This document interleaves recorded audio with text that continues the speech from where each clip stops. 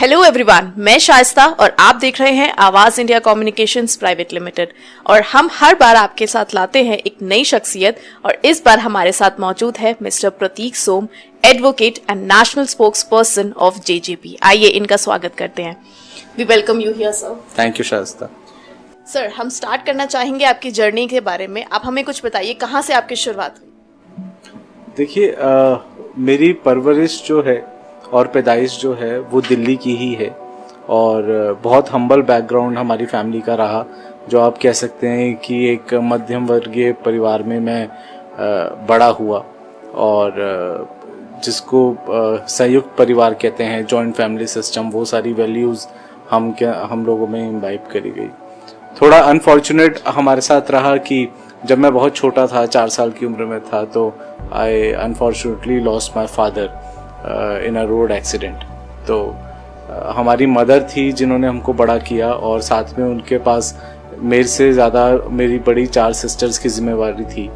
तो उन्होंने अपनी पूरी लाइफ की जो स्ट्रगल हम लोगों में इन्वेस्ट की, आज कहीं ना कहीं वही हम लोगों में उभर कर आ रही है।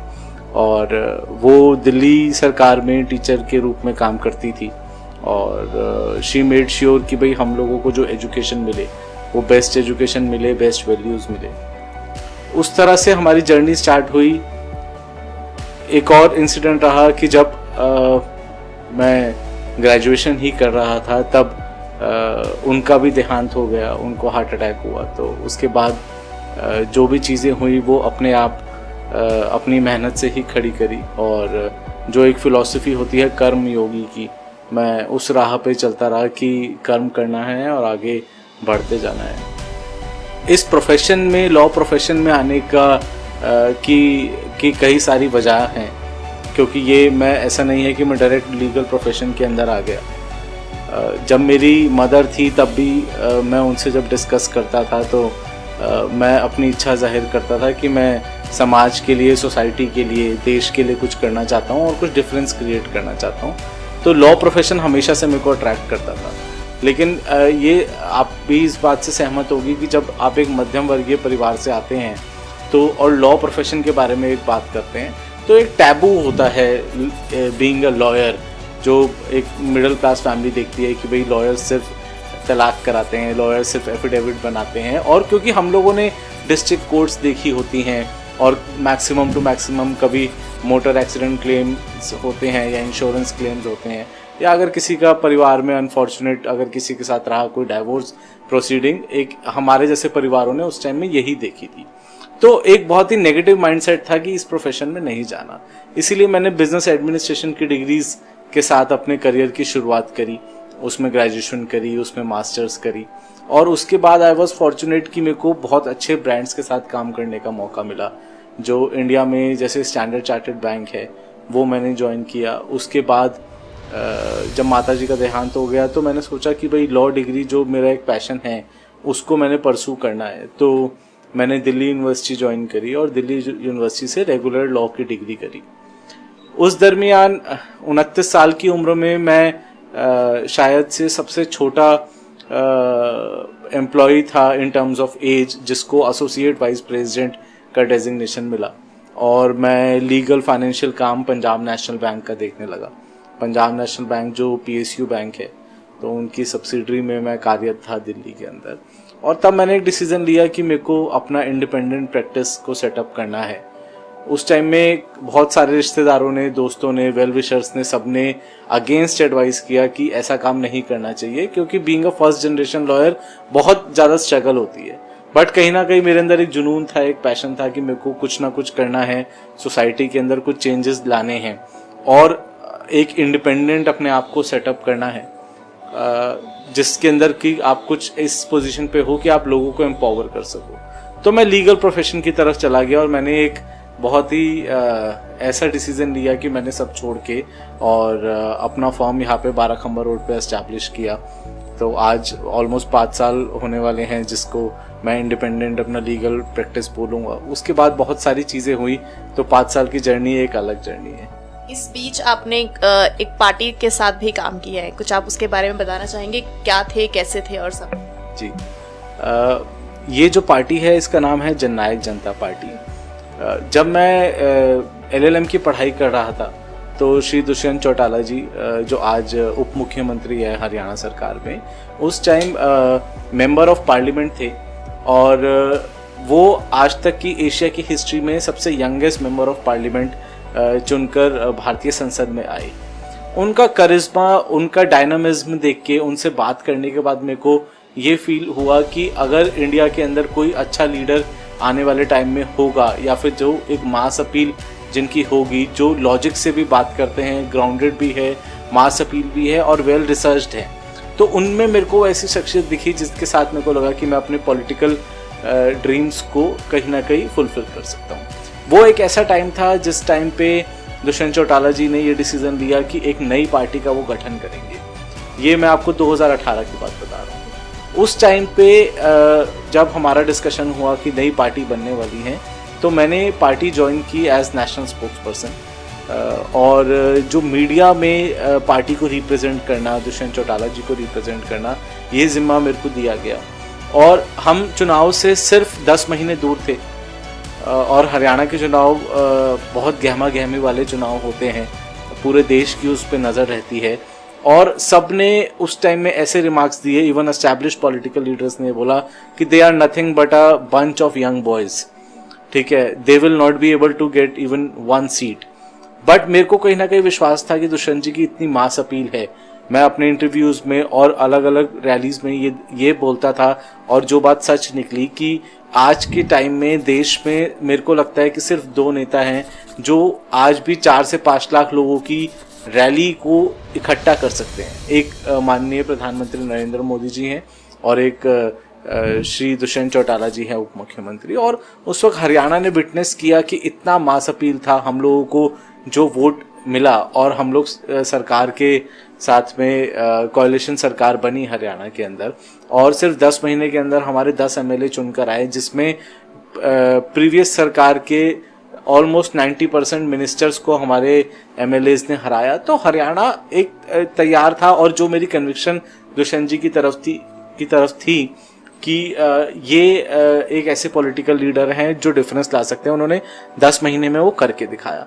तो ये हमारी पॉलिटिकल जर्नी है। मेरे को लगता है आगे बहुत लंबा टाइम है, हम लोगों को थोड़ा समय कम मिला क्योंकि पार्टी एस्टैब्लिश करने में इंडिया में आप समझते हैं कि जब पूरा संगठन खड़ा होता है उसके बाद आप बेटर पोजीशन में होते हैं चुनावों में जाने के लिए। तो मैं नेशनल स्पोक्स पर्सन का उनका काम देखता हूँ और उनके व्यक्तित्व से बहुत ज़्यादा प्रभावित हूँ और मेरे को लगता है कि मेरी लाइफ टाइम की लॉयल्टी उनकी तरफ है। जहाँ जहाँ पार्टी जाएगी, जहाँ जहाँ दुष्यंत जी जाएंगे, जो वो डिसीजंस लेंगे, हम लोग उनके साथ हैं। हमने आपके कुछ आर्टिकल्स भी पढ़े हैं, आप लिखते भी हैं, कुछ बताइए अपने आर्टिकल्स के बारे में। देखिए, मैं शुरू से ही पॉलिटिकल नेशनल इंटरेस्ट की जो चीज़ें हैं उनके बारे में लिखता हूँ और जो लीगल एस्पेक्ट्स हैं उनके बारे में लिखता हूँ। 2017 में मैंने एक ब्लॉग लिखा था जो बाद में पब्लिश हुआ कि चाइना कैसे कोशिश कर रहा है कि इंडिया की नेशनल सिक्योरिटी को कॉम्प्रोमाइज़ करे और उसके पास तरीका है पाकिस्तान और श्रीलंका को कॉलोनाइज करने का। तो चाइना एक डेट ट्रैप स्ट्रैटेजी होती है जिसमें आप हेविली फंड कंट्रीज को करते हो जिनकी रीपेमेंट कैपेसिटी नहीं है या वो हाई प्राइस लोन्स जब आप देते हो, तो जब वो लोन्स फेल होते हैं देन यू कैन कॉन्कर और you can acquire those basically projects. तो चाइना स्ट्रेटेजिकली जैसे श्रीलंका में हम्बनटोटा पोर्ट के अंदर बहुत हेविली इन्वेस्टेड है, पाकिस्तान में ग्वादर पोर्ट में बहुत हेविली इन्वेस्टेड है। तो उन जगहों पे जो पोर्ट्स का नेशनल, जो हमारी इंटरनेशनल बॉर्डर्स हैं उनके साथ बहुत रेलेवेंस है, हमारी नेशनल सिक्योरिटीज़ के साथ बहुत रेलेवेंस है। जब पाकिस्तान और श्रीलंका फेल होगा उनके डेट्स को रीपे करने में तो ऑफ कोर्स चाइना उसको कॉन्कर करेगा, तो इंडिया उससे बहुत ज़्यादा इफेक्टेड होगा। 2017 में मैंने बोला था और आज के टाइम में ये चीज़ रियलिटी बन रही है कि चाइना ऑलमोस्ट पाकिस्तान का जो डेट है उसको रीपेमेंट नहीं करने में, एक्वायर करने के लिए रेडी है। दूसरा, मैंने ट्रिपल तलाक बिल के बारे में भी बोला था, उसके भी मैंने आर्टिकल्स लिखे, it became an act. Then I talked about the uniform civil code, उसके बारे में मैंने आर्टिकल्स लिखे। आज जो मेरे को नॉलेज जितनी है कि शायद से यूनिफॉर्म सिविल कोड को लेके जो सेंट्रल गवर्नमेंट है वो प्रयासरत है कि भाई ये जल्दी से एक्ट बने। Apart from that legal aspects पे मैं लिखता हूँ, जैसे अभी very recently I wrote about criminal liability of Twitter India MD, जो अभी ट्विटर का एक बहुत ज़्यादा हॉट टॉपिक है कि उनको ग्रीवियंस ऑफिसर या नोडल ऑफिसर इंडिया में अपॉइंट करने हैं और वो कंप्लायंस नहीं कर रहे हैं, जिसके लिए यूपी के अंदर भी कुछ एफआईआर दर्ज हुई मनीष महेश्वरी के अगेंस्ट जो ट्विटर इंडिया के एमडी हैं। तो उस पर मैंने ओपाइन किया था कि मेरे को लगता है कि पर्सनली वो क्रिमिनली लाइबल जो होंगे वो उसके अंदर यूपी गवर्नमेंट या फिर कोई और पुलिस एजेंसी सक्सेसफुल नहीं होगी और उनके जो समन्स हैं वो शायद क्वैश हो सकते हैं। और उसके बाद ही अभी हमने लास्ट वीक देखा कि कर्नाटका हाईकोर्ट ने यूपी गवर्नमेंट के यूपी पुलिस के जो समन्स है अगेंस्ट मनीष महेश्वरी वो क्वैश कर दिए। उसमें मैं सिर्फ 1 मिनट और लेके आपको बताऊंगा। लीगल जो एस्पेक्ट है सुप्रीम कोर्ट अपनी जजमेंट्स के अंदर बहुत क्लियरली बोल चुका है, जैसे अनीता हाडा का केस है, स्टैंडर्ड चार्टर्ड बैंक केस है, और अभी recently Sunil Bharti Mittal versus CBI का जो केस है उसमें सुप्रीम कोर्ट ने बोला है कि जो कॉन्सेप्ट ऑफ ऑल्टर ईगो है कि प्रमोटर को या मैनेजिंग डायरेक्टर या सीईओ को आप उसी क्रिमिनल लायबिलिटी के लिए इंप्यूट कर सकते हो जिससे उनके डिसीजन या उनके एक्शन से वो ऑफेंस अराइज हुआ है। It is not the case जब बड़े कॉर्पोरेशंस आते हैं तो उसमें हजारों लोग काम करते हैं, 2-2, 4-4, 5-5 हजार लोग काम करते हैं। तो अगर किसी एम्प्लॉय से एक गलती हुई या वो क्रिमिनल ऑफेंस अगर वो कर देता है तो इसका मतलब ये नहीं है कि आप उसके एमडी या सीईओ को सम्मन कर देंगे। तो सुप्रीम कोर्ट इस मामले में बहुत क्लियर है इन जजमेंट्स को लेके, और यही मैंने उसके अंदर बोला था। बाकी जो भी नई चीजें आती हैं या पॉलिटिकल या लॉ से रिलेटेड होता है वो मैं लिखता हूँ और जो नेशनल मीडिया है उसको छापता है। बीइंग एन एडवोकेट, अभी रिसेंटली ऐसी कौन सी चीज है जो सबसे ज्यादा देखी जा रही है, मतलब इतने ज्यादा केसेस उसके बढ़ रहे हैं? देखिए, मैं अपने प्रोफेशन की बात करूंगा। मेरे ब्रदर्स और सिस्टर्स जो हैं जो हमारे साथ प्रैक्टिस करते हैं कोर्ट्स में, डिस्ट्रिक्ट कोर्ट्स में, हाई कोर्ट में, सुप्रीम कोर्ट में, देखिए कोविड पेंडेमिक में लीगल इंडस्ट्री बहुत ज़्यादा इफेक्ट हुई है। इंडिया की कोर्ट्स की अगर बात करें, they are over crowded, they are over burdened, बहुत हाई पेंडेंसी ऑफ केसेस हैं, और हमारा बहुत सारा वर्ग, हमारे भाई और बहन हैं जो एडवोकेट्स या अधिवक्ता हैं, वो ये है कि वो लोग रोज कोर्ट जाते हैं और रोज जो मिसलिनियस काम होता है वो उनको जब वो करते हैं तो उसके अंदर वो इतना एटलीस्ट अर्न कर लेते हैं कि उनकी जीविका सही चलती रहे। अब कोविड पेंडेमिक के बाद जो ऑनलाइन सिस्टम स्टार्ट हुआ वो कहीं ना कहीं कुछ एडवोकेट्स को अच्छा लग रहा है, जैसे हमारे सीनियर एडवोकेट्स हैं, अब वो अपने ऑफिस से ही अलग अलग हाई कोर्ट्स अटेंड कर सकते हैं, सुप्रीम कोर्ट अटेंड कर सकते हैं। तो एक जो फिजिकल बैरियर था कहीं पे जाने का, फॉर एग्जांपल अगर मैंने बॉम्बे हाई कोर्ट अटेंड करना है तो मैं एक दिन पहले फ्लाई करके जाऊंगा, वहाँ पे अपीयरेंस दूंगा, आर्ग्यूमेंट करूंगा, नेक्स्ट जाऊंगा, तो मेरे 2 दिन उसके अंदर लग जाएंगे और मैं और कोई कोर्ट उस दरमियान अटेंड नहीं कर सकता। तो ऑफकोर्स किसी और लॉयर को वो अपॉर्चुनिटी मिलेगी। बट अब ये सिनेरियो हो गया है कि आप 15 मिनट में अपने ऑफिस के अंदर वो आर्ग्यूमेंट्स कंक्लूड कर सकते हैं और उसके बाद नेक्स्ट मैटर आप किसी और हाई कोर्ट का ले सकते हैं, किसी और डिस्ट्रिक्ट कोर्ट का ले सकते हैं। तो इसमें सीनियर एडवोकेट के लिए ठीक है कि उनको एटलीस्ट अर्निंग उनकी बढ़ गई है, जो कैपिटल जो कॉस्ट है, एक्सपेंडिचर कॉस्ट है या ट्रैवलिंग एक्सपेंसेस हैं, बोर्डिंग लॉजिंग एक्सपेंसेस हैं, वो कम हुए हैं, टाइम उसके अंदर कम लग रहा है। बट हमारा एक बहुत सारा हमारे भाई और बहन ऐसा वर्ग है जहाँ पे जिनको कोर्ट बंद होने से बहुत भारी नुकसान है, और अभी दिल्ली के अंदर बार काउंसिल ऑफ दिल्ली ने काफ़ी फाइनेंशियल असिस्टेंस दिया है लॉयर्स को। बट स्टिल मैं कहूँगा कि आज के टाइम में मैं पर्सनल लेवल पे, I will not name anyone, मैं ये जानता हूँ कि जिन लोगों ने अपना लॉ प्रोफेशन छोड़ के मिसलेनियस काम वो करने लगे, क्योंकि जब कोर्ट्स ही पूरी तरीके से बंद थी तो उसके अंदर और कुछ काम उनको करना पड़ा ताकि एटलीस्ट वो अपना लाइवलीहुड अर्न कर सके। आपने ड्यूरिंग लॉकडाउन आपने अपनी टीम को कैसे मोटिवेट किया? देखिए, हमने बेसिकली जब लॉकडाउन के वक्त ऑनलाइन कोर्ट्स भी नहीं चल रही थी और खासकर सेकंड वेव तो सब लोग इतने दहशत में थे, तो हम we made it a regular affair की जो हमारी टीम है उनको रोज़ हम 2 घंटे का वीडियो कॉन्फ्रेंसिंग सेशन रखते थे और हम जो लेटेस्ट सुप्रीम कोर्ट जजमेंट्स है वो डिस्कस करते थे। उनको मैं CRPC पढ़ाता भी था। कि जिन टॉपिक्स के ऊपर मेरे को लगता है कि जो नए लोग हमारे साथ आ रहे हैं, जो ज्वाइन कर रहे हैं, जो ग्रूमिंग एक बहुत ज़रूरी है, जो मेरे को being a first generation lawyer लगा जब मैं पहले दिन कोट पहन के कोर्ट में गया। मेरे को लगा कि there should be somebody to hand hold me, मेरे को कोई सिखाने वाला। देखिए बहुत कॉम्प्लेक्स चीज़ें नहीं है, रॉकेट साइंस नहीं है ये कोई कि इसके लिए आपको मतलब बहुत टेक्निकल नॉलेज चाहिए। अगर आपको कोई हैंड होल्ड करने वाला मिले, आपको नुएंसेस बताए, बहुत छोटी छोटी चीज़ें, कितने रुपए की स्टैंप कहाँ लगनी है, एफिडेविट कैसे फाइल होना है, कहाँ पे साइन होना है, या फिर क्या प्रोसीजर है। मेनली प्रोसीजर का ज़्यादा गेम है, और उसके बाद तो आपको जितना आप पढ़ेंगे और आप उसके अंदर निखरते रहेंगे। तो लॉकडाउन के वक्त पूरी टीम के साथ हम रोज़ 2 घंटा का वीडियो कॉन्फ्रेंसिंग करते थे, और जहाँ पे कोशिश करते थे कि उनको ज़्यादा से ज़्यादा सिखा सके, उनको पढ़ा सके। उसके 2 फ़ायदे थे कि उनकी भी नॉलेज बढ़ती थी और मेरी भी।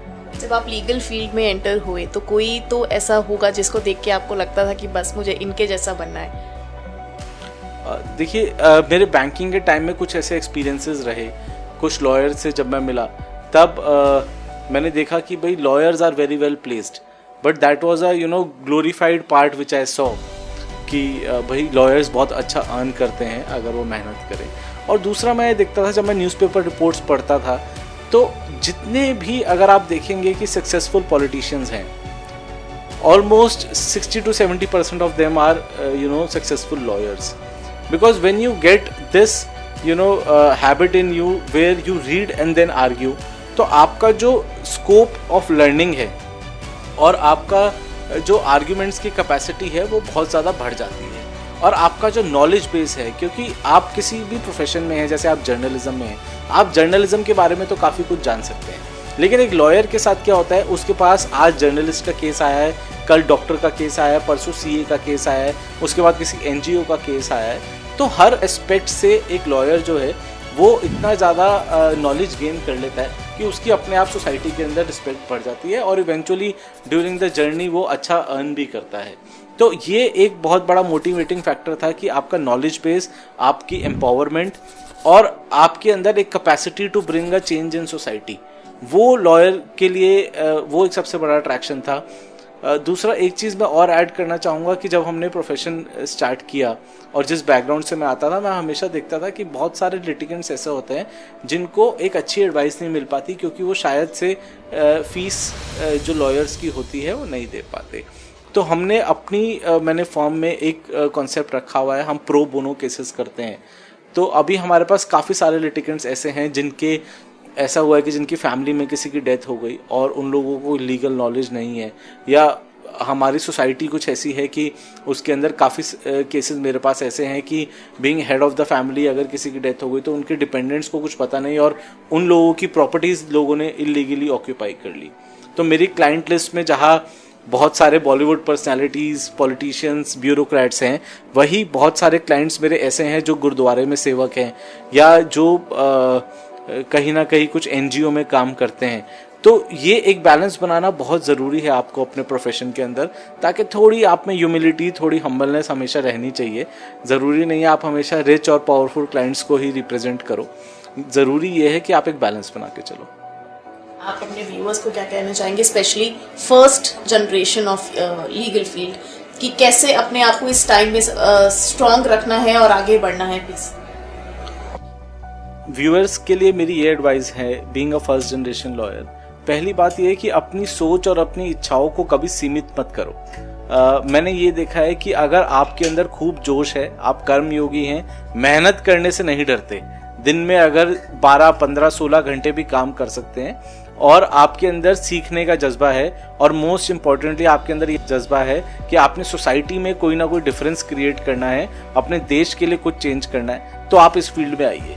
एक चीज़ सिद्धांत बांध के चलिए कि जब मोहनदास करमचंद गांधी जो लॉयर थे, जिन्होंने अपने अकेले अहिंसा के मार्ग पे जाने के बाद ब्रिटिश सरकार को झुका दिया, 40 करोड़ 50 करोड़ हमारे देशवासियों के लिए आज़ादी लेकर आए, और एक वकील ने जब ये किया, तो आप वकील बन के बहुत कुछ कर सकते हैं। बस आपके अंदर मेहनत करने का जज्बा होना चाहिए। आप अगर ये सोचते हैं कि मेरे को 9 से 5 का काम करना है और वकील बन के सक्सेसफुल होना है, वो कहीं भी पॉसिबल नहीं है। इस फील्ड के अंदर कोई टाइम नहीं है, कोई सेट रूल्स नहीं है। आपको खूब पढ़ना है, आपको खूब मेहनत करनी है और अपना टाइम इसके अंदर, इसी फील्ड के अंदर प्रॉपरली इन्वेस्ट करना है। बहुत चीज़ें कॉम्प्रोमाइज़ करनी पड़ेगी। आपको लगता है पीयर ग्रुप कुछ ज़्यादा एंजॉय कर रहा है या आप और ऐसी एक्टिविटीज़ नहीं कर पा रहे जो आपका पीयर ग्रुप कर रहा है, तो उन चीज़ों पे तो कॉम्प्रोमाइज़ है, but at the later part of life उसके रिजल्ट ज़रूर फ्रूटफुल रहते हैं। आवाज़ इंडिया कम्युनिकेशंस की तरफ से हम आपका बहुत बहुत शुक्रिया करते हैं हमारे साथ बनने के लिए। Thank you Shaista and whole team of Awaaz India communications. आप लोग बहुत अच्छा काम कर रहे हैं और ऐसे ही लोगों की आवाज़ बने रही। शुक्रिया, थैंक यू। तो ये थे हमारे साथ mister Prateek Som, advocate and national spokesperson of JJP. मैं शाइस्ता, आप देख रहे हैं आवाज़ इंडिया कम्युनिकेशंस। धन्यवाद।